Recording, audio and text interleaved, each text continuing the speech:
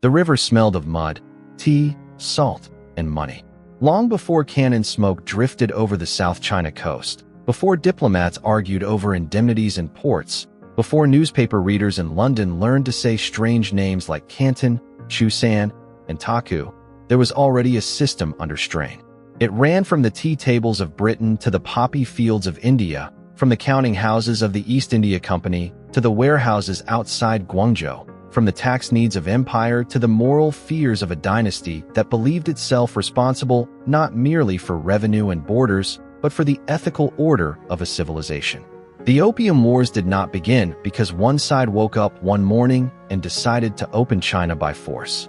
They grew out of a collision between two incompatible ideas of trade, two different understandings of sovereignty, and one intoxicating commodity that converted imbalance into policy. For British consumers in the late 18th and early 19th centuries, tea had ceased to be a luxury and become a habit. It moved from polite ritual to national routine. Tea sweetened with Caribbean sugar entered kitchens, factories, taverns, and drawing rooms. Porcelain, silk, lacquerware, and other Chinese goods carried prestige, but tea carried dependence. The British state taxed it. Merchants built fortunes around it. Families structured daily life around it. Yet Britain had a problem. China did not want very much that Britain could sell in equal volume. Qing officials allowed tightly controlled foreign trade through Canton, and silver flowed east to pay for the goods Europe desired. From the perspective of British merchants and policymakers, this was not a romantic exchange between civilizations. It was a draining imbalance. The Qing Empire saw the matter differently. It did not imagine itself as one nation among many negotiating a universal free market. It understood foreign trade as something permitted and managed under imperial authority. Foreign merchants did not arrive as equal sovereign partners entitled to broad access. They entered a system that was deliberately restricted, geographically limited, and morally supervised. The court in Beijing did not believe that global commerce required it to transform its institutions in order to satisfy the appetites of foreign consumers. The empire was vast, internally diverse, and deeply rooted in a political culture that treated order as the first duty of rule. Commerce mattered, but it did not define legitimacy the way it increasingly did in the British imperial imagination. That difference in worldview sat quietly for a time beneath the routines of exchange. Tea could still be bought. Silver could still be paid. Foreign merchants could still complain and profit at the same time. But the imbalance gnawed at British officials because it seemed to trap them inside Chinese terms. The solution that emerged did not simply involve finding a new product. It involved finding a product powerful enough to reverse the flow of silver, profitable enough to satisfy both private enterprise and imperial finance, and deniable enough that statesmen could pretend they were not deliberately building a trade around addiction. That product was opium. And once opium became the hinge between British India and Qing China, commerce ceased to be a limited dispute about access. It became a struggle over whether one empire could compel another to accept a trade that the second empire believed was corroding its society from within. To understand why opium became central, one must leave the harbors of southern China and move west to India, where British power after Plassey and the conquest of Bengal created a new kind of imperial machine. The East India Company was never just a merchant body in the old sense. By the late 18th century, it collected taxes, commanded armies, governed territories, and fed British state ambitions while maintaining the legal fiction of a chartered corporation. It needed revenue. It needed commodities. It needed to reconcile commerce with conquest. In Bengal and later in other regions under British control, opium offered precisely the kind of commodity that empire could scale. Poppy cultivation itself was not invented by the British, nor was opium unknown in Asia before the 19th century. What changed under company rule was the degree of systematization. Production was controlled through contracts, advances, monopolies, processing centers, auctions, and bureaucratic oversight. Peasants in poppy-growing regions did not simply enter a free and cheerful market. They were folded into a coercive agrarian regime in which the company and its agents could shape crop decisions, pricing, and obligations. The raw latex of the poppy was processed into cakes and balls standardized for trade. These were then sold at auction in Calcutta to private merchants, many of whom knew exactly where the cargo would go. Here lay one of the great hypocrisies at the center of the story. The British state could claim, with technical accuracy, that it was not directly importing opium into China through official channels. The East India Company sold the drug in India. Private traders, agency houses, ship captains, and intermediaries carried it onward. Chinese smugglers and merchants distributed it inland. This structure created distance useful to conscience and diplomacy.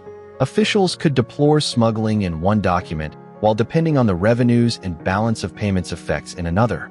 Opium made tea affordable in geopolitical terms. It reduced the silver drain. It integrated British India, maritime trade, and Chinese demand into one expanding commercial circuit. And because the company's Indian revenues were entangled with state interests, the commodity's success became difficult to separate from the fiscal health of empire. The opium system did not look glamorous up close. It depended on paperwork, auctions, monsoon timing, fast vessels, bribes, credit networks, and local collaboration at every stage. The drug moved from inland production to coastal shipment, from Indian auctions to offshore receiving ships, from foreign traders to Chinese smugglers, from the smuggling coast to inland consumers. Fortunes were made not by one dramatic act, but through repeated transactions in a trade everyone publicly distorted. British merchants called for liberty of commerce even while relying on imperial monopolies and illegal markets. Qing officials condemned the trade while some local functionaries quietly profited from it. Chinese merchants who facilitated import did so under a legal regime that treated the commodity as forbidden. Moral language and financial incentives moved in opposite directions, and that is often the surest sign that a system is becoming explosive. The result was a remarkable reversal. The very empire that had once seemed commercially untouchable from Europe's perspective was now being penetrated through an illicit economy organized around a substance its rulers despised but could not suppress. Silver that had previously flowed out of Britain toward China now began to flow the other way in alarming quantities. For British policymakers and merchants, this looked like correction, even ingenuity. For Qing observers, it looked like poison translated into state weakness. They were not entirely wrong. The opium trade was not only a medical or moral problem. It became a monetary and administrative problem as silver outflows affected fiscal stability and as corruption spread through the officials charged with stopping the traffic. The Canton system, under which foreigners were confined to trade through licensed Chinese merchants, was already a source of frustration for British interests before opium fully transformed the relationship. Foreign merchants could not simply roam the empire seeking customers and treaties. They operated through a controlled interface at Guangzhou, subject to seasonal restrictions, guild intermediaries known in European writings as the Kohong, and a political language that treated them less as equal partners than as managed outsiders. From the British point of view, this was archaic, arbitrary, and insulting. From the Qing point of view, it was rational governance. The empire had little interest in allowing volatile maritime strangers broad access to coastal society and inland commerce. Into this existing framework, opium injected destabilizing energy. Officially, the commodity was banned. In practice, its trade grew precisely because the legal trade remained tightly channeled. Foreign merchants anchored receiving ships off the coast and used smaller craft and Chinese intermediaries to land the cargo. The system made bribery lucrative and enforcement inconsistent. It also created a rhythm of plausible deniability. Everyone knew what was happening. Not everyone knew whom to blame, without also implicating the larger structures through which local administration functioned. The result was a widening gap between law on paper and law in practice. One should resist the lazy image of 19th century China as a nation uniformly stupefied by opium smoke. The reality was more complex, regional, and socially differentiated. Opium use spread through different classes and occupations in varied ways. Some used it recreationally, some habitually, some destructively. It was not the sole cause of Qing weakness. Empires do not decline because of a single drug any more than they rise because of a single virtue. Yet the moral force of opium within Qing political thought cannot be understood merely by counting addicts. The problem, as the court saw it, was that an illegal foreign commodity was corrupting officials, draining silver, weakening discipline, and making the state appear incapable of defending its own laws. That combination struck at legitimacy. A dynasty that claimed to uphold order under heaven could not easily accept that foreign barbarians, in court language, were enriching themselves by spreading a vice that local authorities could not control. By the Daoguang Emperor's reign, the concern had become acute. Reports traveled north. Officials debated whether the answer lay in harsher punishment, legalization and taxation, or renewed campaigns of suppression. These debates reveal a great deal about the Qing state. It was not blind. It was arguing internally about instruments and consequences. Some officials believed prohibition had failed and that legalizing opium might undercut smuggling while recapturing revenue. Others insisted that to legalize would be to surrender the moral and political authority of the throne. If a harmful trade had become difficult to suppress, that was not an argument for acceptance, but for stronger virtue and stronger enforcement. The emperor ultimately chose the path of suppression, and in doing so he elevated a man whose name became inseparable from the crisis, Lin Zexu. Lin was not a caricature of righteous anger. He was an experienced official who combined administrative seriousness with moral confidence. When he was appointed imperial commissioner and sent to Canton in 1839, the court was signaling that the problem was no longer one to be tolerated at the margins. Lin arrived with a mandate to end the trade, discipline Chinese collaborators, and force foreigners to submit. In his own understanding, he was not manufacturing a diplomatic crisis. He was restoring law in a domain where law had been mocked too long. To British merchants and officials steeped in the language of commercial freedom, contract, and property, Lin's methods would appear intolerable. But to Lin, the intolerable thing was that foreigners believed profit entitled them to continue in illegal traffic whose consequences they would not accept at home. His famous letter to Queen Victoria, though it never truly entered her policy world in the way later memory sometimes imagines, crystallized the argument. If opium was harmful and forbidden in Britain, how could Britain justify poisoning China with it for gain? Lin Zexu moved with a decisiveness that had been absent from local enforcement for years. Chinese dealers were arrested. Pressure was applied to the Kohong merchants who mediated foreign trade. Foreign merchants were confined to their factories in Canton. Supplies were cut off. The atmosphere thickened with coercion and impatience. Lin understood that unless the foreign side could be forced into a visible concession, the old cycle of denunciation and evasion would simply repeat itself. The British Superintendent of Trade, Charles Elliot, found himself in an excruciating position. Officially, he represented British interests and claimed a certain diplomatic dignity. Practically, he faced a Chinese authority willing to use siege-like tactics against foreign merchants to compel surrender of the drug. Elliot made the decision that would become one of the most consequential in the road to war. He promised British merchants that if they handed over their opium to the Chinese authorities, the British government would compensate them. This transformed private contraband into a political liability of the British state. More than 20,000 chests of opium were eventually surrendered. Lin had them publicly destroyed at Human in June 1839 by mixing the drug with lime and salt and washing it into the sea. The image was theatrical, legal, and moral all at once. The Qing Empire was demonstrating that it still possessed sovereign will. The British reading of the event was entirely different. Merchants and ministers did not dwell on the illegality of the cargo. They emphasized property, compensation, insult, and coercion. A state that had forced the surrender and destruction of British-owned goods now seemed to demand retaliation. At this point, the language of the dispute began to shift in revealing ways.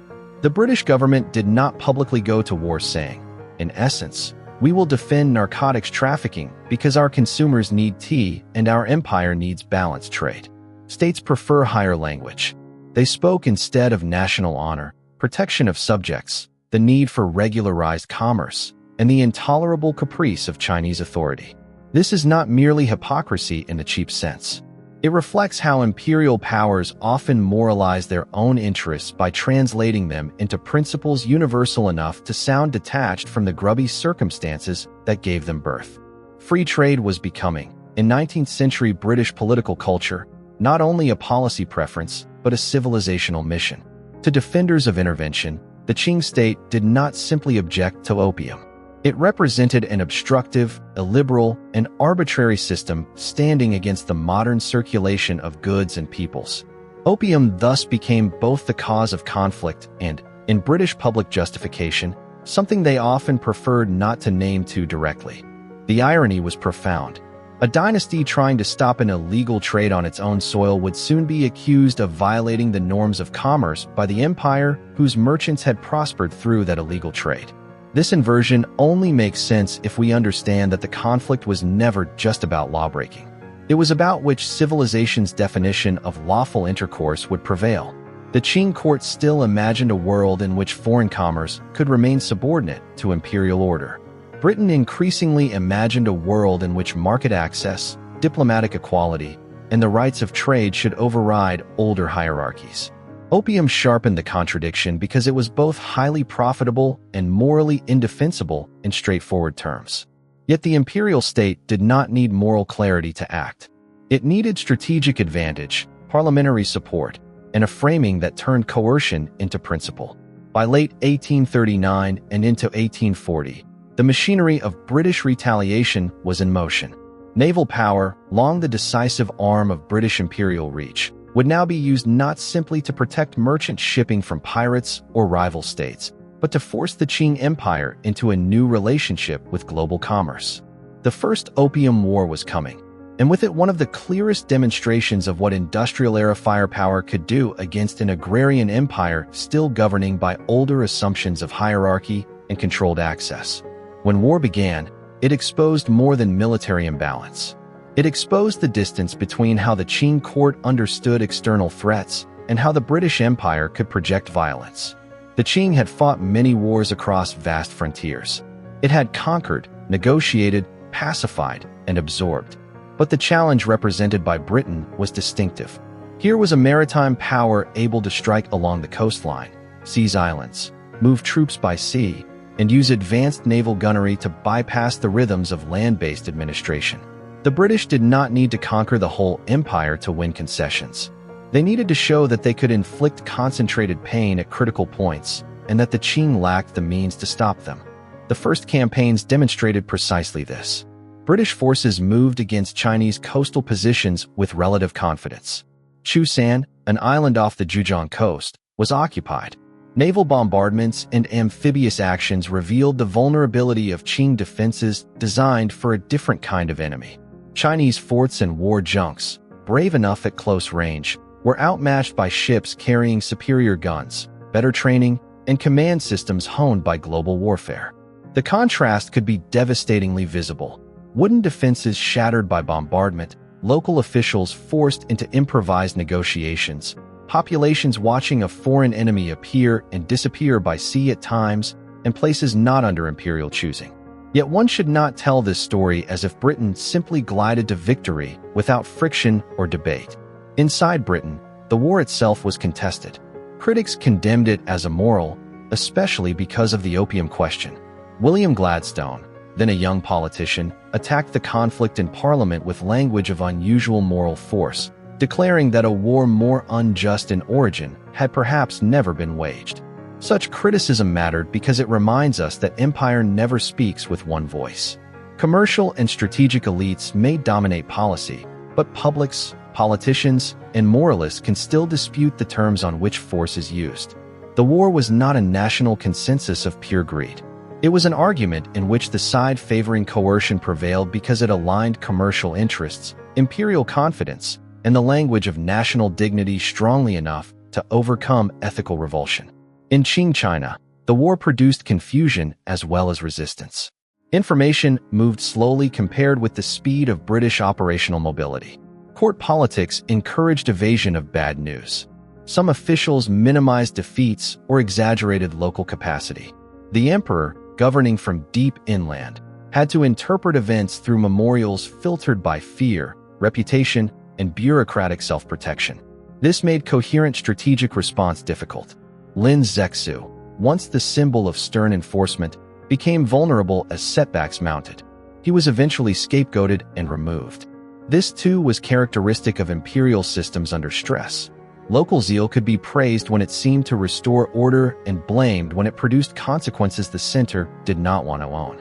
Lin later gained posthumous prestige as a patriot in Chinese memory, but in the immediate moment, he was sacrificed to court management.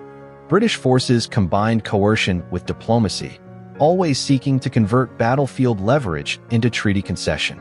They moved up the coast, threatened economically important zones, and made clear that if one set of negotiations stalled, another city or river system could be put under pressure. The Yangtze Valley, vital to Qing economic life, became a particular target. British capture of key positions there demonstrated that this was no mere southern customs dispute. The empire's interior arteries could be menaced. That realization weighed heavily on the court. An emperor might endure insults on the maritime fringe for a time. He could not calmly accept a credible threat to the tax and transport systems that underpinned rule. The Treaty of Nanjing in 1842 ended the First Opium War, but it did not resolve the deeper contradiction. It memorialized defeat while planting the seeds of further conflict. The terms were, by Qing standards, humiliating. China agreed to pay a large indemnity. Hong Kong Island was ceded to Britain. 5 treaty ports, Canton, Xiamen, Fuzhou, Ningbo, and Shanghai, were open to British trade and residence. The old Kohong monopoly system was abolished. Tariffs would henceforth be standardized in ways that constrained the empire's ability to manage trade on older terms. Here was the first great breach in the Qing system of controlled foreign intercourse. The empire had not merely lost a war, it had lost the right to decide unilaterally how that commerce would be structured in key coastal zones. Yet Nanjing still left matters unresolved. It did not in itself legalize the opium trade. It did not settle questions of diplomatic equality or broader inland access. It did not satisfy all British commercial ambitions, nor did it reconcile the Qing court to the terms it had accepted under duress. Supplementary agreements, such as the Treaty of the Bogue in 1843, extended the transformation. Extraterritoriality granted British subjects the right to be tried by their own consular authorities rather than Qing courts. Most favored nation provisions ensured that concessions granted later to other powers would automatically extend to Britain. In practical terms, this meant that the old hierarchy had been decisively breached. Foreigners were no longer merely managed traders under imperial sufferance. They were becoming semi-autonomous communities with legal privileges inside Chinese territory. For Britain and other Western powers, this looked like progress toward normal international relations. For many Chinese officials and observers, it looked like the beginning of a new and intolerable condition, the installation of foreign privilege within the empire itself.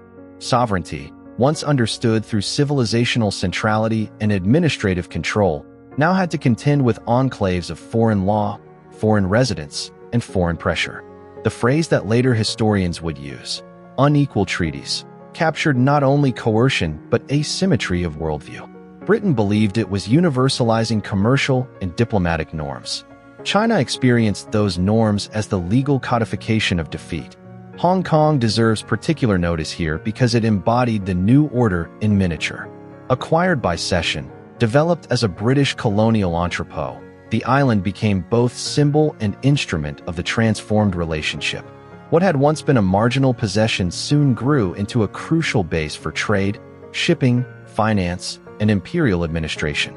From the British perspective, Hong Kong demonstrated the efficiency and cosmopolitan potential of freer commerce under British law. From the Qing perspective, it was a permanent reminder that defeat had produced territorial loss as well as commercial intrusion. Its harbors, warehouses, and administrative buildings gave physical form to the post-war settlement. Shanghai, too, became decisive. Opened under the treaty system, it would grow into one of the great treaty port cities of the 19th century. Here the future could be seen assembling itself through docks, foreign settlements, customs systems, banking houses, warehouses, and mixed communities of merchants, compradors, missionaries, sailors, brokers, and laborers. The treaty port world was not purely foreign and not purely Chinese. It generated new intermediaries, new inequalities, and new forms of urban life. It also created spaces where imperial privilege and Chinese enterprise became entangled in ways neither side could fully control. To later Chinese nationalists, these cities would stand as proof of humiliation. To global merchants, they looked like nodes of modernity. Both readings were true, which is why the treaty port era remains so difficult to judge without flattening it into either romance or grievance. And still the opium issue remained. The The war had been fought because of the drug, but the settlement did not honestly settle it. Trade continued, often more vigorously than before, within a world now even more penetrated by foreign privilege. This uneasy half-solution ensured that the First Opium War was not a final act, but an opening movement in a longer struggle over access, law, religion, and imperial hierarchy. The years between the First and Second Wars were not a calm interlude. They were a period in which the logic of foreign intrusion deepened while the Qing state faced growing internal strain. Treaty ports expanded. Foreign merchants pushed for broader access and fewer restrictions. Missionaries sought more room to operate. Opium imports continued and, in many areas, increased. Chinese officials and local elites had to navigate a new environment in which power was no longer monopolized by the imperial state in every encounter along the coast. To foreigners, each remaining restriction appeared as an unjust obstacle to normal relations. To the Qing court, each foreign demand appeared as one more test of whether the empire still possessed the authority to govern its own territory and population. At the same time, the Qing dynasty was confronting one of the most catastrophic internal upheavals in world history, the Taiping Rebellion. Beginning in the early 1850s under the heterodox Christian-inspired leadership of Hong Xiuquan, the Taiping movement captured vast territories and established a rival regime centered at Nanjing. The rebellion was not caused by the Opium War, but the broader weakening of Qing authority after defeat formed part of the context in which such a massive challenge could grow. The dynasty now fought on multiple fronts, against internal millenarian insurgency, against administrative breakdown, against fiscal strain, and against the expanding presence of foreign powers whose treaty privileges made them both useful and dangerous. This is one reason the phrase, "force China open," must be used carefully. The opening was not a single event, nor was it simply a door kicked in by foreign cannon. It was a process in which military defeat, internal crisis, commercial penetration, and legal asymmetry interacted. By the mid-19th century, Qing China was not only facing Britain from the outside, it was also facing centrifugal pressures from within. This mattered enormously during later negotiations and conflicts because foreign powers learned to exploit Qing weakness at moments when the dynasty could least afford external war. The Second Opium War, or Arrow War as it was often called in British writings, grew from these unresolved tensions. The immediate pretext came in 1856, when Chinese authorities boarded the Arrow, a lorcha registered in Hong Kong, but owned by Chinese interests and suspected of piracy or smuggling. British officials claimed the boarding insulted the British flag and violated treaty rights. The legal details were murky, and some contemporaries knew they were murky. But empires do not require pure pretexts. They require usable ones. Britain, frustrated that the first settlement had not yielded the level of access and recognition it desired, seized the incident as an opportunity to reopen the question by force. France joined the conflict as well, using the execution of a French missionary in Guangxi as its own justification. With Britain and France aligned, the pressure on Qing China intensified. Guangzhou became an early focus. Bombardment, occupation, and political theater returned. This time the foreign powers were even less willing to treat the dispute as a limited customs question. They wanted diplomatic representation in Beijing, more ports, broader movement rights, and a clearer framework for missionary activity and inland access. In other words, they wanted the Qing Empire to behave more like a state inside the European diplomatic order and less like a civilizational center claiming the right to filter contact on its own terms. To Chinese officials, the demands remained inseparable from coercion.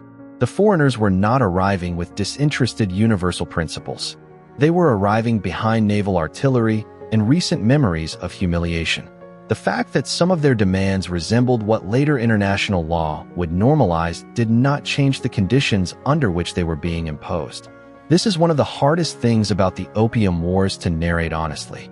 They are not simple morality tales in which one side alone represents modernity and the other backwardness, nor are they reducible to a melodrama in which every foreign demand was conceptually illegitimate because it came with force.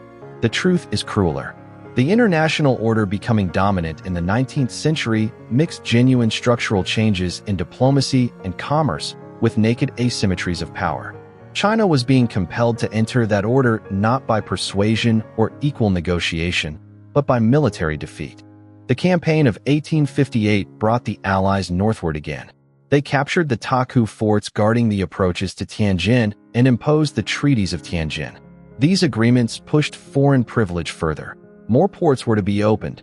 Foreign envoys would be allowed in Beijing. Missionaries gained expanded rights. Travel permissions widened. Indemnities were imposed.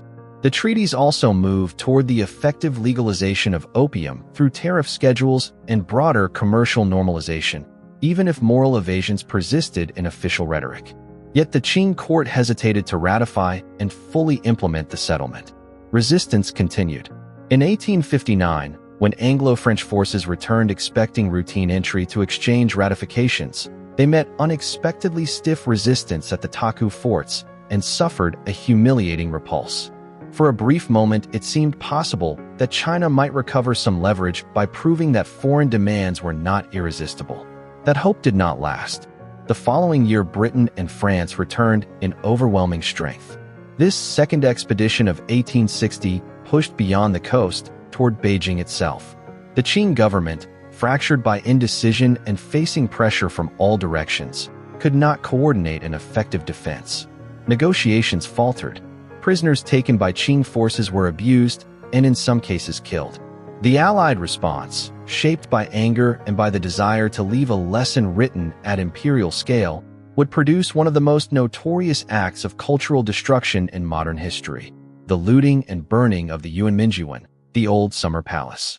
The destruction of the imperial summer palace was militarily unnecessary in a narrow sense, and symbolically devastating in every sense. The palace complex represented not merely wealth but dynastic refinement, imperial legitimacy, and the cultivated world of the Qing court. To sack and burn it was to declare that no distance from the coast, no ritual centrality, and no imperial dignity could shield the dynasty from foreign punishment. Lord Elgin, the British High Commissioner, presented the destruction as a measured reprisal for the mistreatment of prisoners. It was that, but it was also theater of domination. It signaled that the foreign powers could write humiliation onto the symbolic heart of the empire if they chose.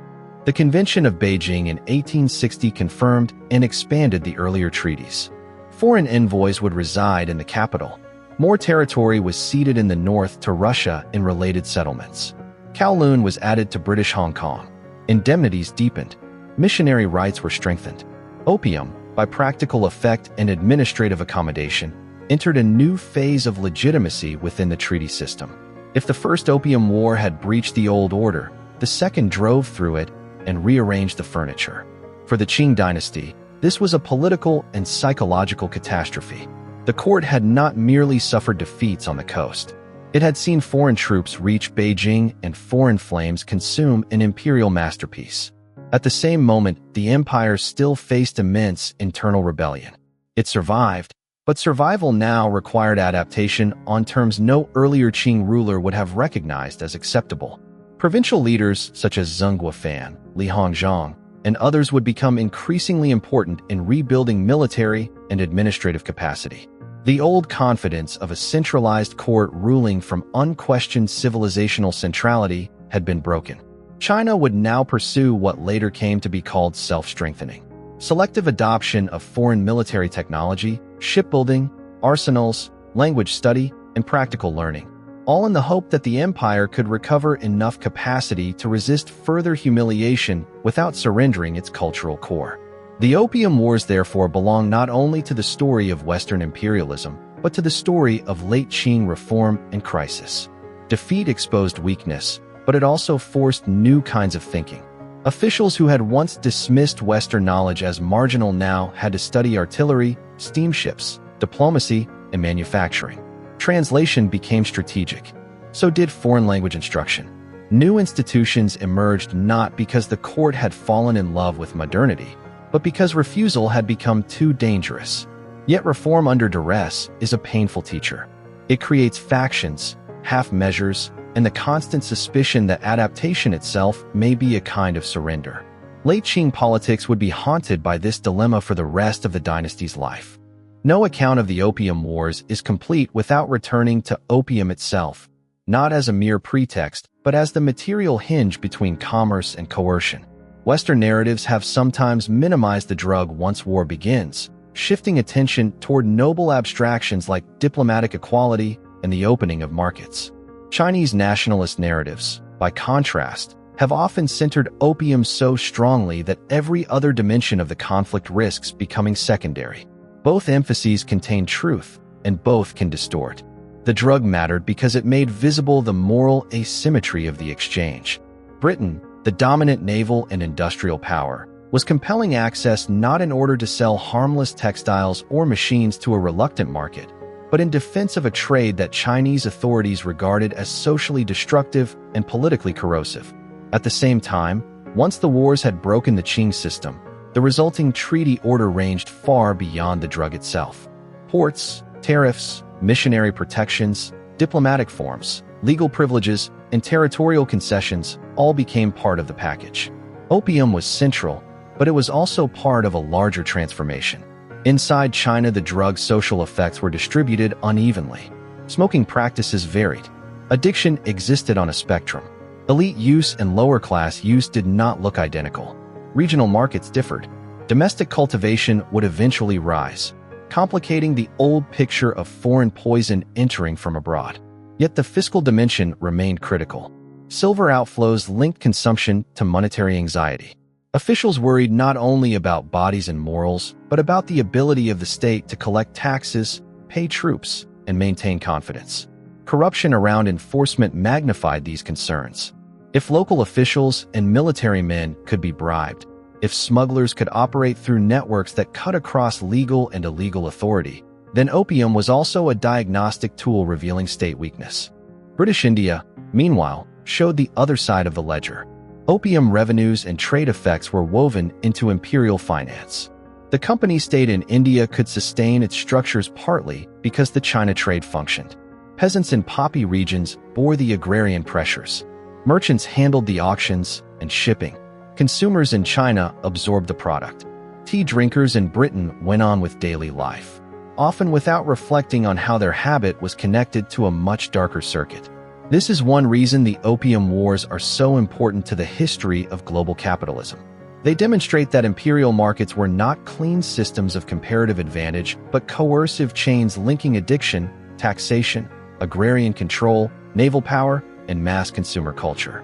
The cup of tea in Britain was tied to the poppy field in India and the smuggling coast in China. Empire excelled at turning such distances into routine. There is also a cultural dimension worth noting. Victorian Britain liked to imagine itself as morally serious, industrious, and improving. Yet here was an empire defending a narcotics trade abroad that would have horrified many reformers at home if described without imperial euphemism. The dissonance was not accidental. It reflected a larger imperial habit of splitting the world into zones of moral application. One set of standards might govern domestic discourse, another colonial extraction, another maritime coercion. To say this is not to accuse every Briton of conscious villainy. It is to note how structures of empire normalize contradictions by distributing them across geography. The people most insulated from a policy are often the people most capable of treating it as abstract. China remembered the wars differently, and that memory would matter enormously in the 20th and 21st centuries. The conflicts became foundational episodes in what later Chinese narratives would call the century of humiliation. The long era in which foreign powers imposed unequal treaties, seized territory, occupied ports, extracted indemnities, and exposed dynastic weakness. In this memory, Lin Zexu rose as a patriot who tried to defend the nation from poison and foreign bullying. The burning of the Summer Palace became emblematic of civilizational injury. The treaty ports symbolized sovereignty compromised from within. Whether every detail of this national memory simplifies complex realities is beside the point. The memory has power because the wars really did mark a moment when China was forced into a global order under terms it had not chosen. After 1860, the treaty port world expanded into one of the defining environments of 19th century China. It did not consist simply of foreigners ruling over passive locals. It was a layered world of jurisdictional confusion, cosmopolitan exchange, racial hierarchy, Chinese entrepreneurship, missionary ambition, dock labor, shipping, brokerage, printing, banking, and policing. Shanghai became the most famous example, with its international settlement, municipal institutions, and commercial dynamism. But other ports too became laboratories of a semi-colonial order. Chinese compradors connected foreign firms to local markets. Translators moved between legal worlds. Missionaries established schools, presses, hospitals, and churches. Steamships altered the rhythms of transport. Telegraphs accelerated information. Newspapers circulated new vocabularies of reform, grievance, and global comparison. This world generated genuine innovation as well as dependency. Chinese merchants could profit and adapt. New educational opportunities emerged. Legal concepts, technologies, and cultural forms traveled. Yet none of this occurred on an equal foundation. The foreign settlements rested on privileges secured by force. Gunboats remained the ultimate punctuation mark behind commercial optimism. Chinese sovereignty within treaty ports was fragmented, often deliberately. Municipal order in settlement zones could look efficient precisely because it was shielded from the normal reciprocity of law between sovereign equals. Hong Kong occupied a special place in this system. It was not merely another treaty port, but a British colony, a base from which commerce, migration, information, and administration could radiate. Its harbor connected India, China, Southeast Asia, and global shipping networks. Its legal institutions offered a different framework from Qing law. Merchants who disliked the uncertainty of Canton could build longer-term strategies there. Chinese migrants, brokers, laborers, and entrepreneurs shaped the colony as much as imperial policy did. Over time, Hong Kong became one of the great in-between spaces of modern East Asian history. Chinese in population and energy, British in colonial sovereignty, global in commercial reach. Its origins in the Opium War gave it a birthmark that later decades never erased. Missionaries also became more visible after the treaties, and their presence added new layers of conflict. Some genuinely sought to evangelize and educate. Some believed they were bringing moral reform alongside doctrine. Chinese converts found in Christianity a resource for dignity, community, or personal conviction. But missionary presence was inseparable from the treaty system that protected it. Missionaries could appeal to foreign consuls and gunboats in ways local religious figures could not appeal to any equal outside power. This meant that even acts of sincere faith unfolded within asymmetrical structures. Anti-missionary riots, local resentment, and later nationalist anger cannot be understood if missionaries are narrated only as spiritual agents. They were also embedded in imperial privilege whether they liked it or not. The treaty port order therefore transformed China not by replacing Chinese society with foreign rule, but by inserting foreign power into Chinese space in durable, legally protected, and economically expansive ways. It created hybrid zones where the empire's old categories no longer held, and yet no fully sovereign modern order had replaced them. Reformers looked at these zones and saw both danger and possibility. Conservatives looked and saw contamination. Nationalists later looked and saw humiliation. Capitalists looked and saw opportunity. Ordinary workers and residents looked and saw wages, rent, policing, disease, temptation, and the abrupt nearness of global hierarchy. The Opium Wars mattered because they made this world possible. They forced open not merely markets, but a whole architecture of presence through which foreign powers could live inside China without fully submitting to Chinese law or Chinese limits. This is why the phrase, "force China open," is apt if used carefully. The opening was not the benevolent removal of irrational barriers. It was the coercive entry of a commercial imperial order into a civilization state that had not consented to those terms. Yet it was also an opening in the sense that once the breach occurred, China's encounter with global modernity accelerated. New institutions emerged, old assumptions weakened, and reform could no longer proceed as if foreign power were distant. The tragedy is that this acceleration came through defeat, not self-directed transition. That difference shaped Chinese politics for generations. Modernization pursued under the shadow of humiliation does not feel the same as modernization pursued through sovereign confidence. It produces urgency, defensiveness, and the longing to recover control over the terms of engagement. British memory of the Opium Wars has often been far thinner than Chinese memory, and that asymmetry itself is revealing. For China, the wars became origin points in a larger narrative of national humiliation and awakening. For Britain, they were long folded into the enormous archive of imperial campaigns that seemed, from metropolitan distance, peripheral, unfortunate, or merely technical in relation to trade. The very thinness of the memory in Britain reflected privilege. The wars had changed China more obviously than they had changed everyday British life, even though the tea in British cups and the revenues of British India were deeply implicated. Historical forgetting can itself be imperial. It allows a society to enjoy the gains of a system without dwelling on the violence by which those gains were secured. There were always critics, of course. Missionaries, parliamentarians, moralists, and some merchants recoiled from the defense of opium. Gladstone's denunciation remained famous because it named the scandal too clearly to be comfortable. Yet critics lost the policy argument.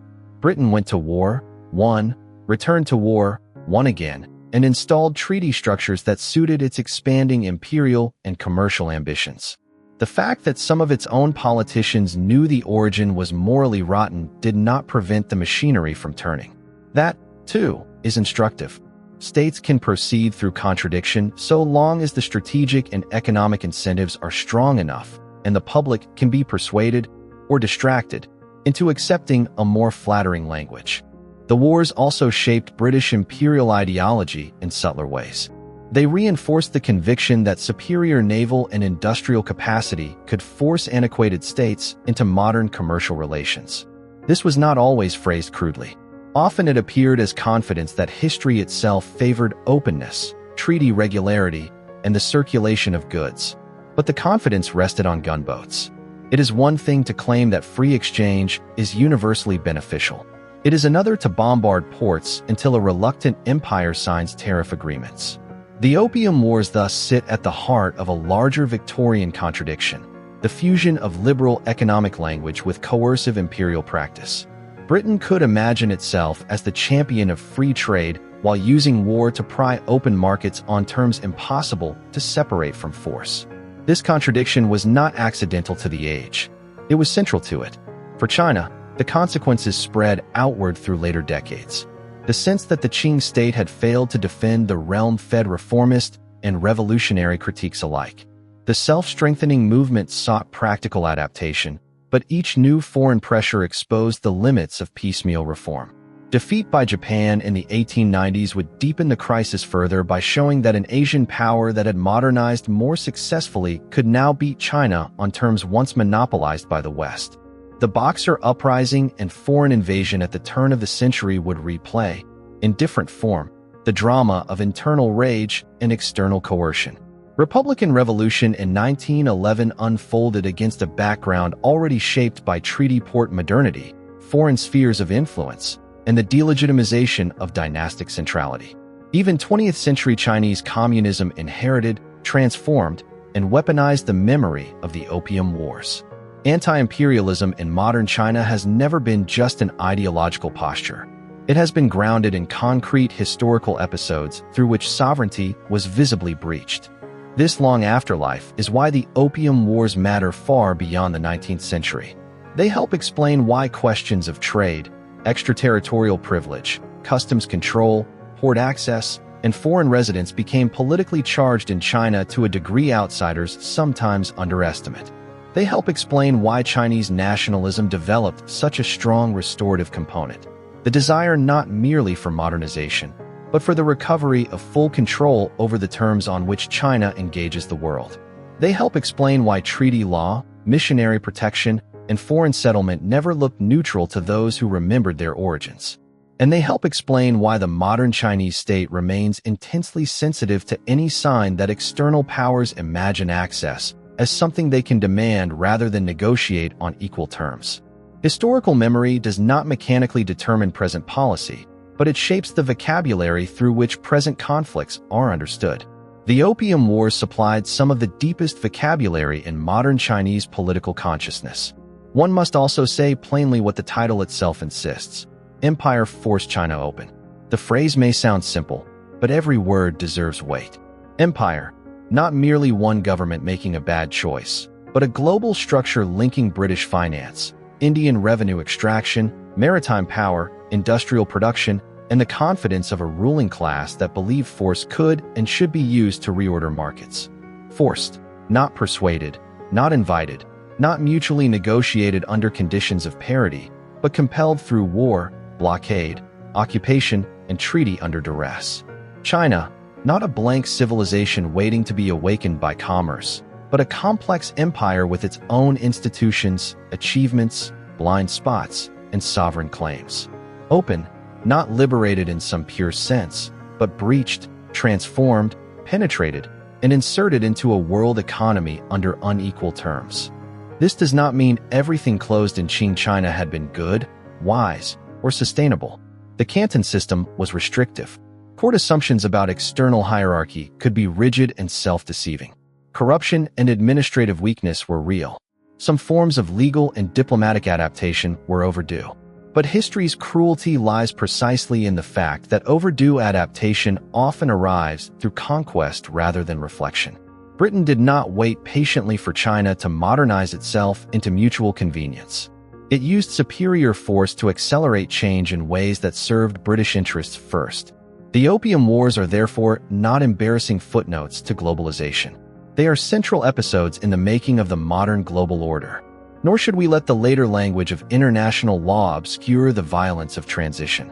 Diplomatic equality, consular representation, tariff schedules, and legal procedure can sound dry, even benign, when detached from the conditions under which they were imposed.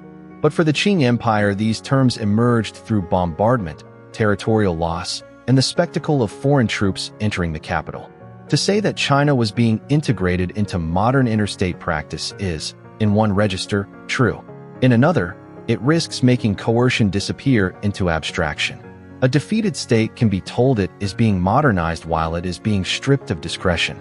The Opium Wars remind us that many of the world's supposedly universal norms spread first through hierarchy. There is a final moral discomfort the story leaves us with. The commodity at the center of the first conflict was not a neutral good. It was not even a merely strategic one like timber, coal, or cotton. It was a drug whose destructive potential was understood well enough that no one involved could honestly pretend total innocence. This does not mean every smoker was ruined or every merchant monstrous. It means the trade had an ethical darkness visible even to contemporaries. And yet that darkness did not prevent one of the most powerful states on earth from defending the trade when challenged. Here the logic of empire appears in unusually naked form. What mattered was not whether the commodity was wholesome. What mattered was whether imperial networks and national interest had come to depend upon it. Once they had, moral embarrassment could be managed. War could be justified. Principles could be found.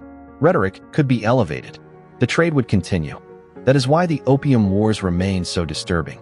They show a world in which commerce, state power, and moral reasoning do not align into progress, but knot themselves together into something much harder to excuse. They show how quickly the language of liberty can become the vocabulary of compulsion when spoken by a superior power. They show how one empire's fiscal needs can become another empire's social crisis. And they show how humiliation, once imposed, can survive long after the cannons fall silent. The ports remain. The treaties remain. The memory remains. Out of those remnants, new politics are made. When later generations in China looked back to the 19th century and asked when their country had been pushed off its old center, they returned again and again to the opium crisis and the wars that followed. They did so not because nothing else mattered, but because here the pattern was clear enough to endure in public memory. A foreign empire sought profit and influence. A Chinese state tried to say no. War made that no impossible. The terms of engagement were rewritten. That is the skeleton of the story. Around it hangs the flesh of countless lives.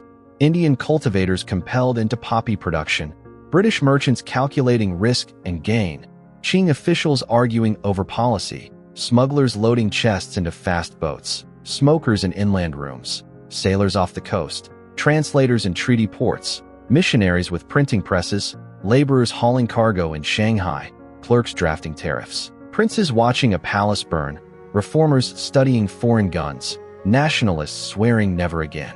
That is what it means to say empire forced China open. It means a world was remade through unequal exchange backed by violence.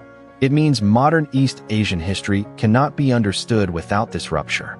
And it means the past is still present whenever sovereignty, trade, addiction, law, and power collide in the shadow of memory.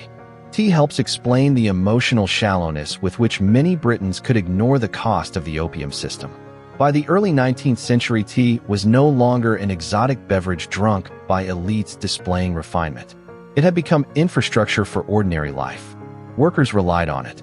Households structured mornings and afternoons around it. The British state relied on duties collected from it. Sugar, tea, and empire formed a domestic triangle of habit, taxation, and comfort. This mattered because habits naturalize supply chains. A society that drinks tea several times a day ceases to experience tea as luxury and begins to experience it as ordinary necessity. Once that happens, whatever secures the flow of tea can more easily be defended as practical policy rather than as a morally charged choice. The silver imbalance with China was therefore not simply an accounting irritation. It threatened a habit that had become woven into national routine. The fact that opium solved this problem by reversing silver flows and underwriting Indian revenues made it easier for British policymakers to look away from the human cost. The consumer at the table was far from the smuggling coast. The taxpayer was far from the poppy field. The language of free trade was far from the smell of opium dens and from the coercive contracts imposed on Indian cultivators. Distance was the moral lubricant of the whole system. The culture of British Empire also mattered. By the time of the Opium Wars, Britain had emerged from the Napoleonic era with immense confidence in naval supremacy, commerce, and the moral vocabulary of improvement. Many of its ruling elites did not think of themselves as crude predators. They thought of themselves as agents of a more rational, energetic, and progressive order. This is what made the opium question so revealing. Because when confronted with a case in which British interests so obviously clashed with British moral self-presentation, the political system did not stop. It bent its language. It spoke of insult, treaty rights, and market obstruction rather than addiction, contraband, and coercive imbalance. That rhetorical move was not incidental. It was how empire functioned. It translated interests into principles broad enough to command respect at home. Even sincere believers in commercial liberty could therefore participate in policies whose practical effect was to defend a narcotics trade because the argument had been shifted onto the terrain of national dignity and supposedly universal rights of exchange. At the same time, one must notice how opium existed in a wider 19th century world of intoxicants, stimulants, and profit. Alcohol moved through imperial systems. Sugar itself was inseparable from slave labor in earlier Atlantic history. Tobacco had long linked desire to empire. The British did not think of opium as uniquely monstrous in the abstract. What made it politically explosive was the combination of legality, profitability, foreign prohibition, and strategic necessity. If China had legalized and taxed opium under terms acceptable to Britain, the moral scandal would likely have faded into routine. That is precisely what made Chinese resistance intolerable to British interests. It kept the trade visible as conflict instead of letting it settle into normalized exploitation.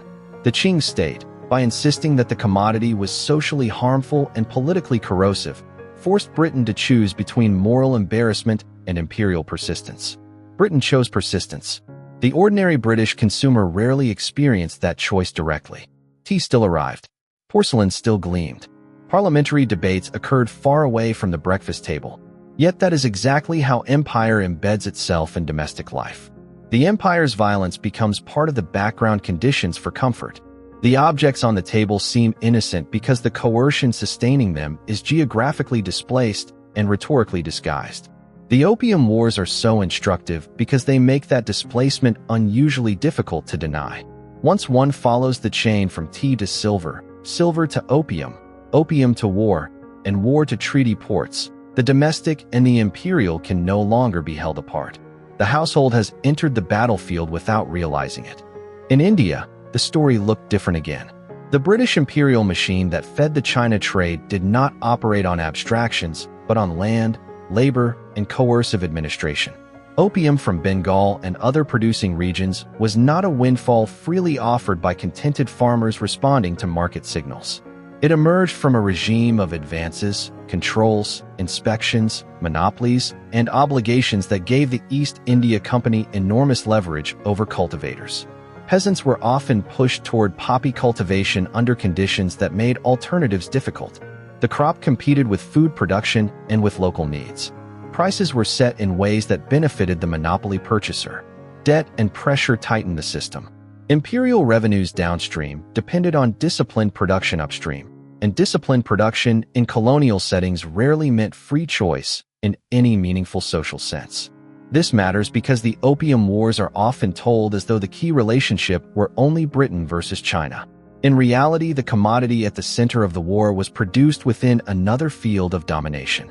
Indian cultivators did not simply supply a global market. They were conscripted into it by an empire that had conquered territory, reorganized taxation, and learned how to turn agrarian life into imperial finance. Thus, the China question rested on the India question.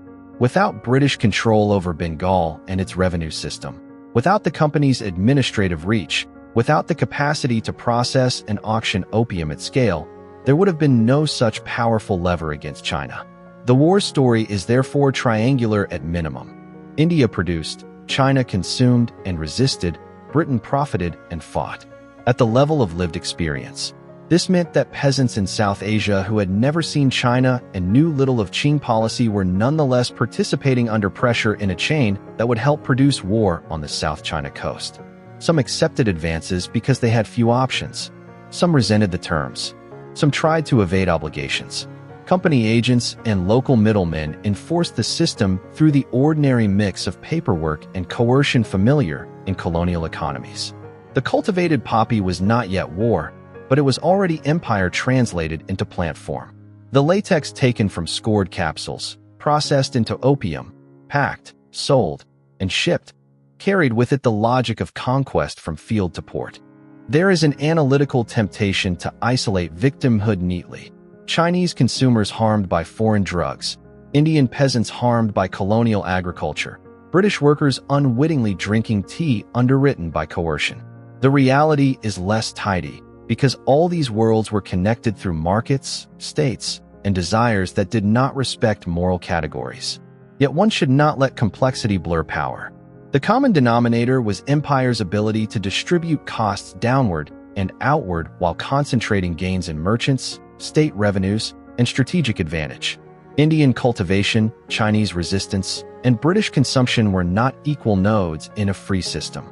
They were unequal positions within one imperial circuit. The Opium Wars reveal that circuit with uncommon clarity. Canton before the war was one of the great contact zones of the early modern and modern world, but it was a contact zone designed to remain limited. Foreign factories lined the waterfront in a strictly managed enclave. Merchants negotiated through the koan. Linguistic improvisation, commercial custom, suspicion, and ritual all shaped encounters. Foreigners grumbled about restrictions on movement and the inability to deal directly with the imperial state. Chinese officials grumbled about foreign impatience, lawlessness, and refusal to understand that trade operated by permission, not right. Both sides developed stock caricatures of the other.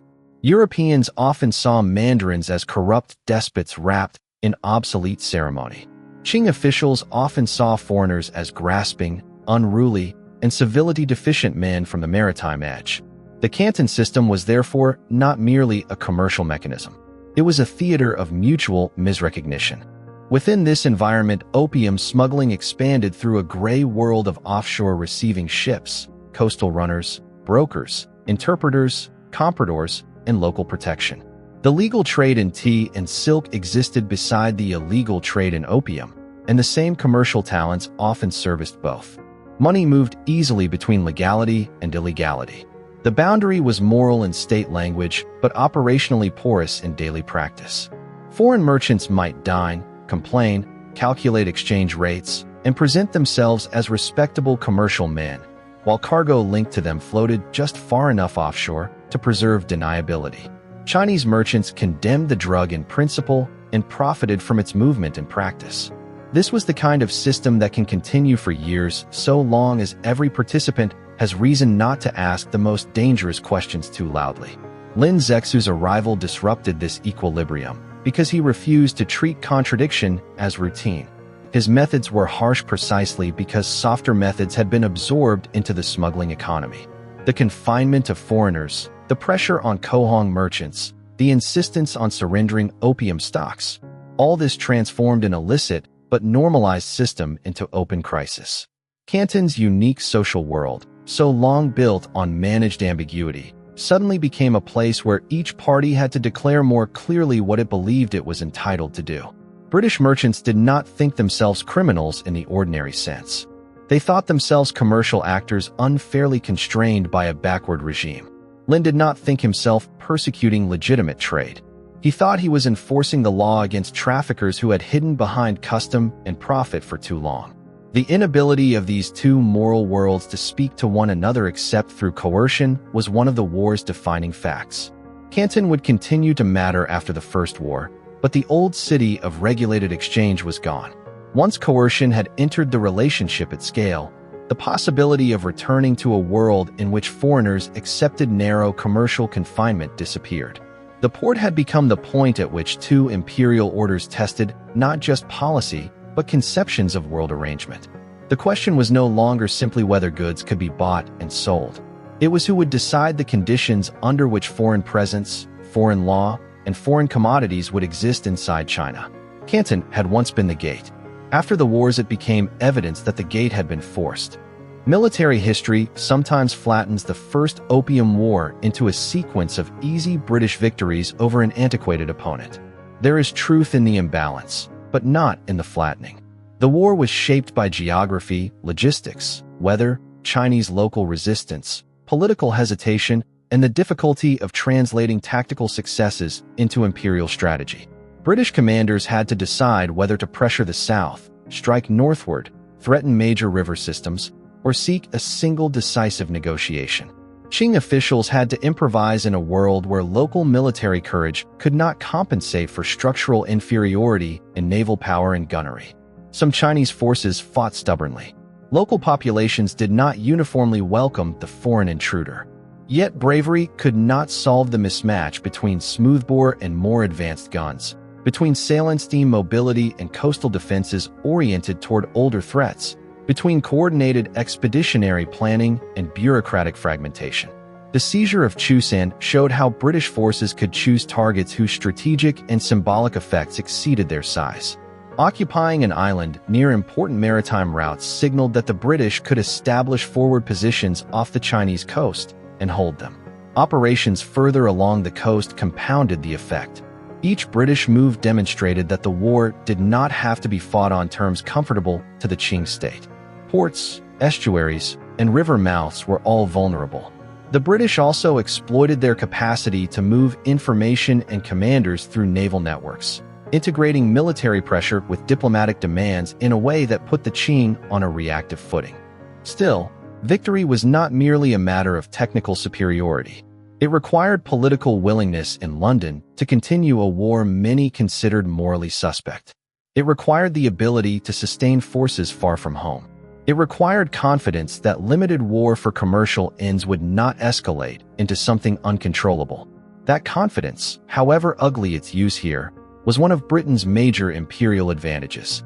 The state had become accustomed to using maritime power as an instrument of global adjustment. Qing China, by contrast, was still deciding whether the foreigners represented a local disturbance, a solvable smuggling issue, or a threat requiring a rethinking of imperial strategy. States often lose not because they are ignorant of danger, but because their institutional habits make it hard to calibrate new kinds of danger quickly enough. The Qing court's administrative vastness, which could be a strength in ordinary governance, became a weakness under compressed external pressure. The Yangtze campaign in 1842 drove the point home. Once British ships moved into economically crucial waterways, the dynasty faced a level of exposure no longer reducible to southern nuisance.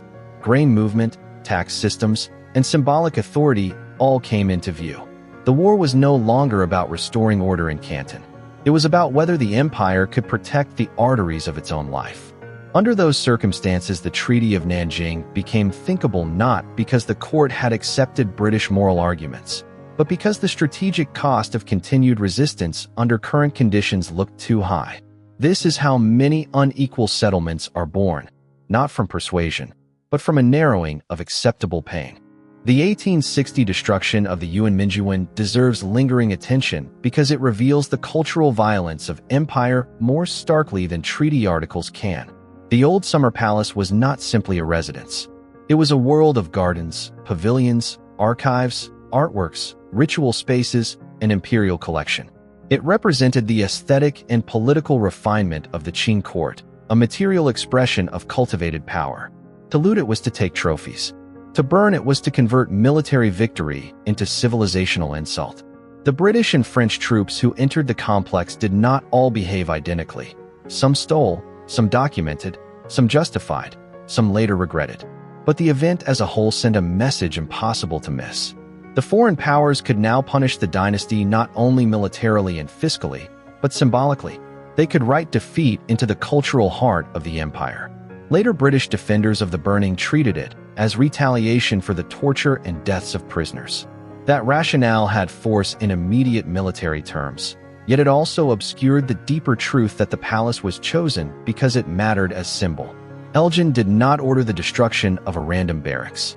He selected a site whose loss would be felt as humiliation.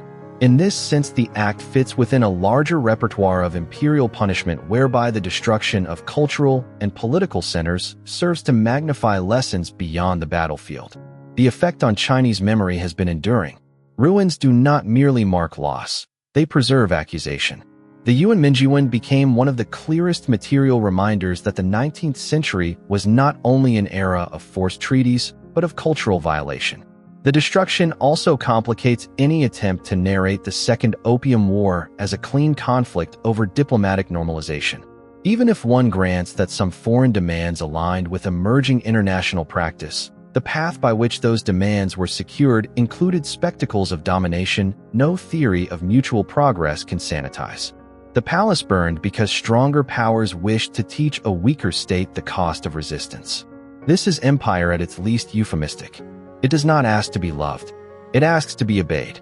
For Chinese reformers and later nationalists, the image of imperial ruins under foreign assault condensed the moral of the age more effectively than any tariff table. A people can survive indemnities and reopen ports.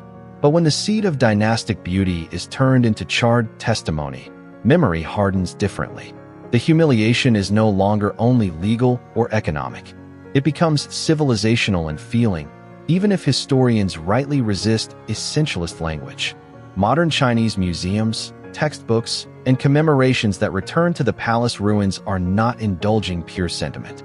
They are engaging a material archive of coercion. The same stones that attract tourists and photographers also continue a political education first written in flame. The Qing response after these defeats has often been judged too harshly by hindsight.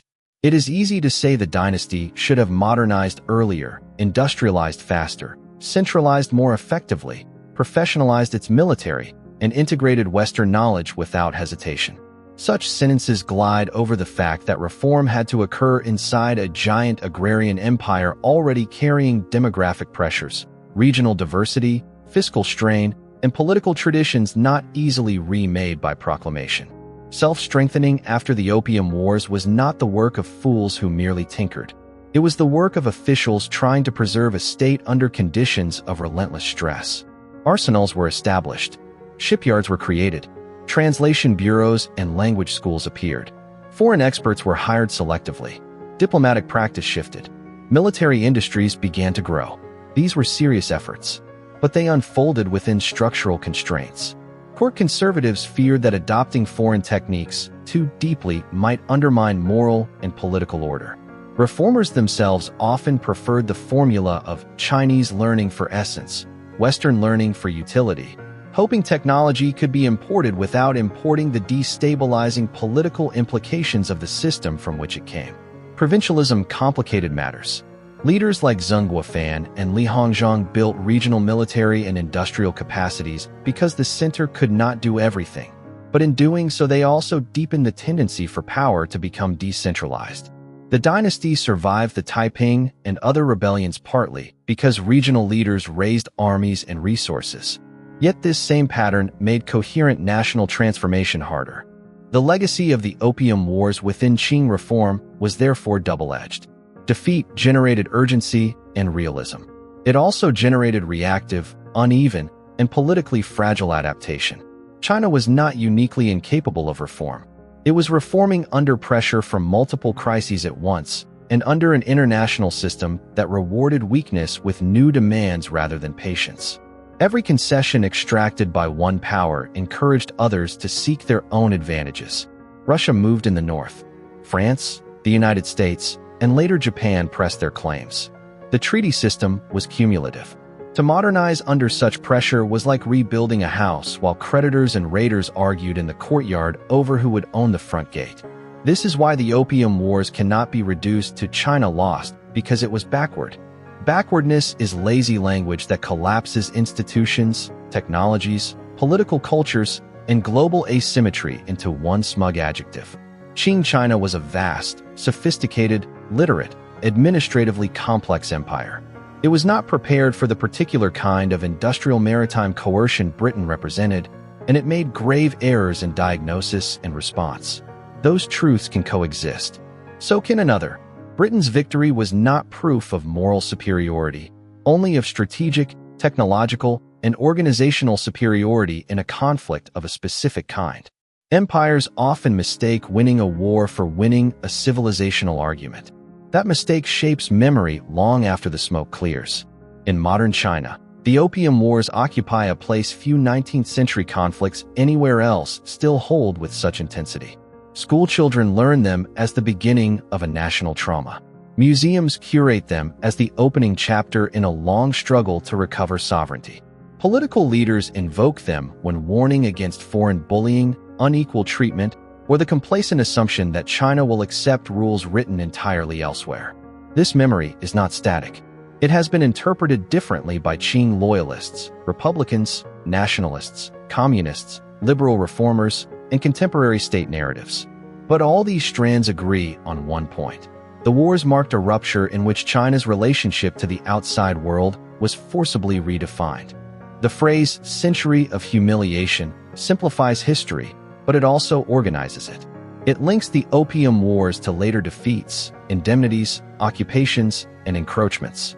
It turns scattered crises into a narrative arc whose moral force lies in eventual recovery.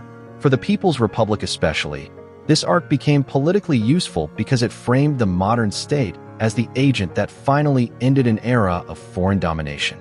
In that narrative, the memory of the Opium Wars is not antiquarian. It is foundational.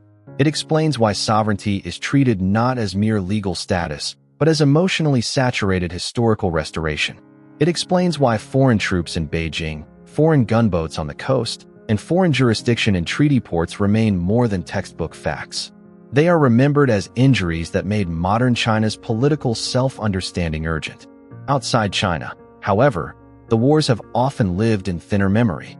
In Britain, they long occupied a curious status, known to specialists, occasionally cited in arguments about imperial hypocrisy, but not central to national myth in the way they are to Chinese historical consciousness. That gap in memory has consequences. It means conversations between China and former imperial powers sometimes proceed with radically different assumptions about what still matters. One side may hear references to the Opium Wars as mobilized grievance or nationalist rhetoric. The other hears them as straightforward historical evidence that foreign demands for access once arrived under the escort of Canton. Neither side is hearing a neutral past. They are hearing the same event through different structures of memory. For historians, this poses both challenge and responsibility. The Opium Wars should neither be sentimentalized into a story of pure Chinese innocence nor relativized into a minor dispute unfortunate but necessary for world trade. They were wars of aggression born from a commercial imperial system willing to defend an indefensible commodity and then widen its gains far beyond the commodity itself. They were also episodes in a larger global transformation in which China's old order confronted forms of power it had not yet mastered. To say both things at once is not indecisive. It is simply accurate. And accuracy matters because these wars still echo whenever states argue over trade, sovereignty, legal privilege, market access, and historical respect. The easiest stories are those in which one side embodies the future and the other the past. The Opium Wars resist that comfort. They show the future arriving with addicts, smugglers, monopolies, bribes, steam-powered guns, legal asymmetry, missionary ambition, treaty clauses, and burned palaces. They show the past defending itself with moral seriousness, administrative intelligence, corruption, confusion, and structures too rigid for the emergency at hand. They show, in other words, that historical transformation is rarely clean. It comes mixed with shame, violence, adaptation, opportunism, and memory. To see how thoroughly the wars reordered Chinese space, one can look closely at everyday life in the treaty ports after the settlements. These cities did not become simple Western colonies in all respects, nor did they remain ordinary Chinese urban centers untouched by foreign power. They became layered jurisdictions. In Shanghai, for instance, a Chinese resident, a British merchant, a French missionary, an American sailor, a comprador, and a dockworker might inhabit overlapping but unequal legal worlds inside the same urban environment. Streets were lit, policed, and taxed under municipal structures in which Chinese residents often paid heavily without enjoying equal control. Foreign settlements cultivated lawns, clubs, racecourses, customs services, and newspapers that projected order and cosmopolitan confidence. Chinese neighborhoods nearby held workshops, tea houses, temples, lodging houses, guilds, brothels, and tenements where global change was experienced not as abstract progress, but as rent, wages, crowding, and new forms of danger. This world created intermediaries of enormous importance. Compradors brokered language, trust, and money between foreign firms and Chinese markets. Clerks mastered forms that tied local commerce to global finance. Boatmen and coolies hauled goods whose movement linked peasant interiors to oceanic capitalism. Printers translated foreign ideas into Chinese and Chinese debates into forms foreigners could read. Mission schools educated students who might later become reformers, collaborators, translators, or nationalists.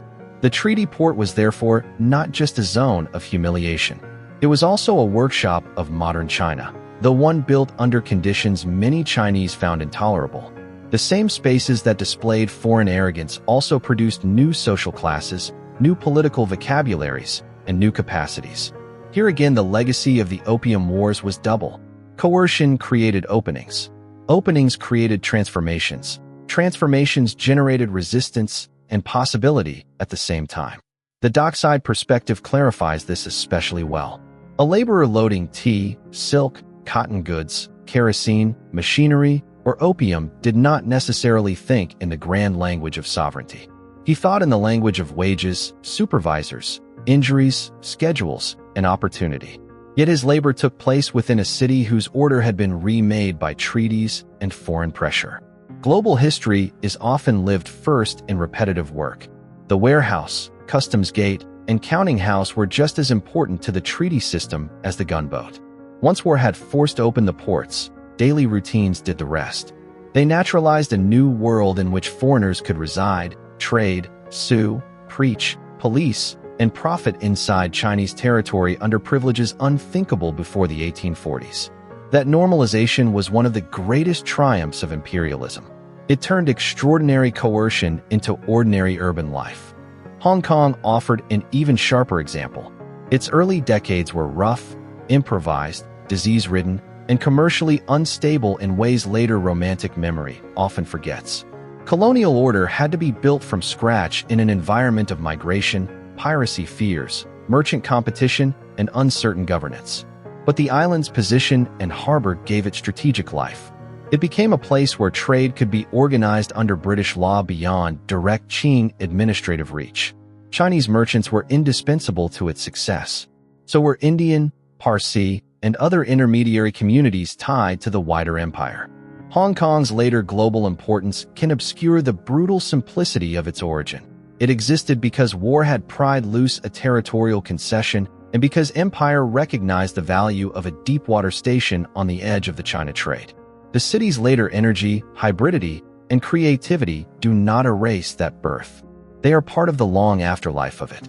If the Opium Wars forced China open, The treaty ports taught generations what that opening felt like underfoot. It felt like cosmopolitan temptation and local subordination. It felt like innovation without equality. It felt like translation under pressure. It felt like modernity arriving under foreign flags.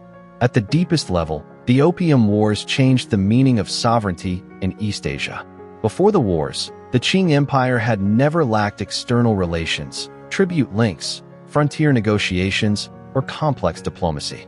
But it did not operate within the same juridical imagination that British policymakers increasingly took for granted.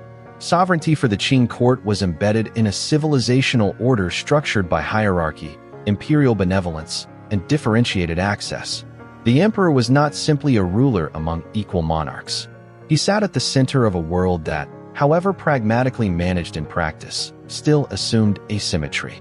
Britain, by contrast, came armed with a more explicitly interstate and commercial vision, one that insisted, at least rhetorically, on treaty reciprocity and the rights of sovereign representatives. Yet Britain's insistence on reciprocity was itself imperialized. It was reciprocity enforced through superior violence. The result was not a calm meeting of legal cultures, but a compelled translation in which China was forced to enter a language whose first grammar lessons were defeat. Extraterritoriality captures the point. To British and other Western negotiators, it was a necessary protection for their nationals against what they regarded as arbitrary or incompatible Chinese law. To the Qing state, it was an extraordinary intrusion. Foreigners residing on Chinese soil, but removed from Chinese judicial authority. This was not a small technical adjustment. It meant that sovereignty had become divisible in practice. The state no longer possessed uncontested jurisdiction over all persons within its own territory. That condition would spread through the treaty system and shape daily life in the ports for decades. Tariff autonomy, too, was compromised. A state that cannot freely determine the duties on foreign trade has lost more than revenue. It has lost a piece of its ability to steer development on its own terms. The diplomatic residence of foreign envoys in Beijing carried similar weight. Earlier Qing rulers had long resisted treating outside powers as co-equal sovereigns with normal permanent embassies at the capital. This resistance was not simply arrogance. It reflected a different political worldview. After the wars, resistance became increasingly untenable. Foreign envoys at the capital made external pressure structurally proximate. The empire could no longer confine the foreign presence to controlled coastal margins. The world had entered the center. That is one reason the destruction of the Summer Palace felt so devastating. It symbolized that no ritual distance remained intact. These changes mattered not only because they weakened Qing authority, but because they transformed the political horizons of Chinese reformers. Once sovereignty had been punctured in law as well as force, recovery could not mean merely military improvement.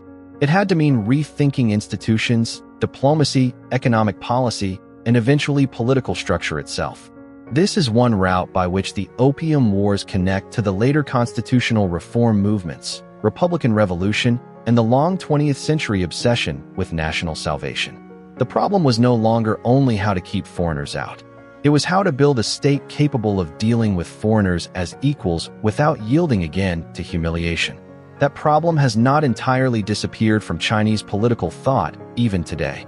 Modernization, in the Chinese context, was never just about wealth or technology. It was about the restoration of unbroken sovereignty after an era in which sovereignty had been shown to be vulnerable. Thus, the Opium Wars belong not merely to the history of empire or trade, but to the history of the modern state itself. They remind us that the state form that later seemed globally normal often spread through asymmetrical encounters in which weaker polities were disciplined into the system by stronger ones. China did not volunteer for that discipline. It was beaten into it. That fact remains central to the moral shape of the story. In the end, the Opium Wars endure because they compress so many of the 19th century's hardest truths into one sequence of events. They show empire at the point where commerce and coercion become impossible to separate. They show a global market built not on abstract efficiency, but on conquest, monopoly, contraband, naval superiority, and the capacity to rename compulsion as principle. They show how a commodity can become a hinge between distant worlds, a poppy scored in India, a chest auctioned in Calcutta, a receiving ship off the China coast. a pipe in an inland room, a silver payment, a parliamentary debate, a gunboat bombardment, a treaty clause, a ceded island, a port remade. Few historical episodes reveal so clearly that globalization is not born innocent. They also show how states decline in public. Qing China did not collapse during the Opium Wars, but something essential changed in the way the dynasty could imagine itself.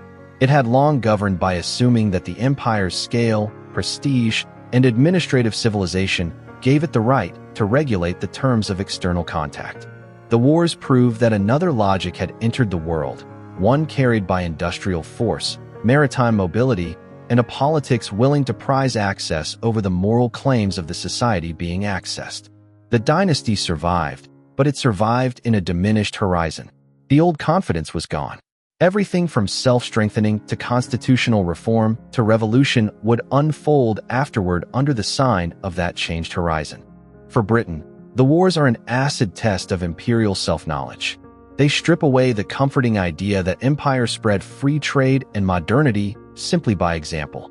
Here the spread required cannon, blockade, legal privilege, and the defense of a trade no honest moral language could fully justify. Britain won materially and lost morally in ways many of its own critics understood at the time.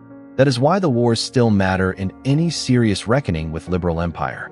They reveal that a state can speak the language of freedom while acting as the armed guarantor of coercive inequality. They reveal that markets can be violent not only in outcome, but in origin. And they reveal that the most damaging imperial victories are sometimes the ones easiest to rationalize as technical disputes over commerce and diplomacy. For China, the memory of the wars helped build a modern political emotion. The refusal to forget that weakness invited intrusion and that sovereignty, once compromised, is not cheaply restored. This memory could be narrowed into propaganda or expanded into historical understanding, but it could not be erased. It attached itself to treaty ports, to ruined palaces, to maps with shaded concessions, to customs offices, to missionary compounds, to foreign gunboats, to school lessons, to political speeches, to the very word humiliation. It shaped the ambitions of revolutionaries and reformers alike. It still informs how modern China hears foreign pressure. A state that carries the memory of being forced open will never hear the language of access quite innocently. So if we ask what the Opium Wars were, the answer has to be larger than a pair of 19th century conflicts. They were a turning point in the making of the modern world. They were a war for trade, a war about law, a war about addiction, a war about empire, and a war about who would get to define the terms on which China entered a new international order. They were fought with ships and guns, but also with contracts, letters, tariffs, legal privileges, and moral evasions. They left behind new cities, new resentments, new wealth, new ruins, and a new vocabulary of national injury. The cannons stopped. The treaties yellowed. The receiving ships vanished. The empire that fought the wars eventually faded into history. The Qing dynasty fell. Hong Kong changed hands again. The world moved on into railways, republics, revolutions, world wars, and new empires wearing new faces. But the problem opened by the Opium Wars did not vanish with the men who first fought them. It remained wherever power and profit claimed the right to decide what another society must accept. It remained wherever a stronger state described coercion as openness. It remained wherever memory turned injury into determination. That is why the story still matters. Because behind the smoke off the South China coast stands a question that has not disappeared. Who decides the terms on which the world opens? And what happens when one side has the guns to make its answer seem universal? The Opium Wars gave one brutal answer. China spent the next century trying to undo it.